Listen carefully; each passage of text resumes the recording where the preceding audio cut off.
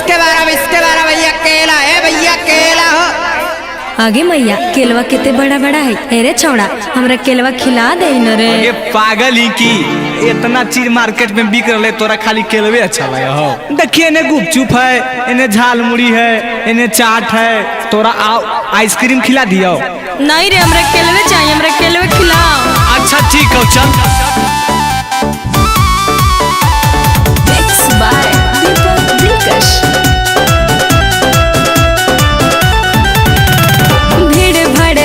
बड़ी सुन रे लभार हमारा तो दिलावा में लगे बड़ी डर।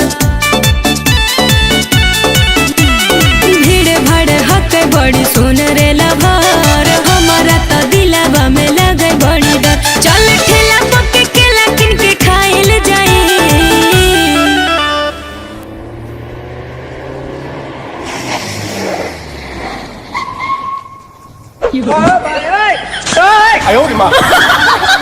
कैसे रहबै रे यार हमरा याद है रो भाई साला ले गेलै गाड़ी से हमर माल के उठाई। साला ले गेलै गाड़ी से हमर माल के उठाई। अरे अरे सब शांत रह, केकर तो फोन अइलो। अरे तो हमर माले के फोन है। हेलो बाबू। हाँ बाबू देखी ना हमरा बड़ी डर लग रहा है। अरे डरे के कोई बात नहीं है, तू कहाँ पर ही खाली लोकेशनवा भेजना हमरा आबो हियो। केने गेली रे लभर हमरा करे टोचर परिया पेन्हले होई ड्रेस लागे देखे में खचर।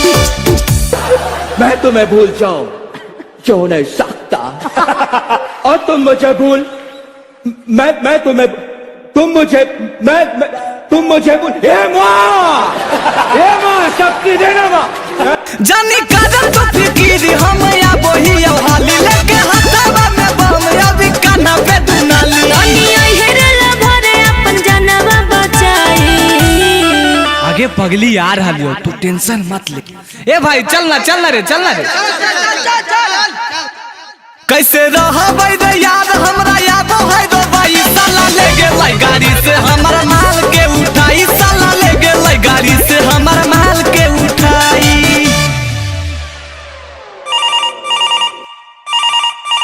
अरे आ गेली काहे बार फोन ना करो।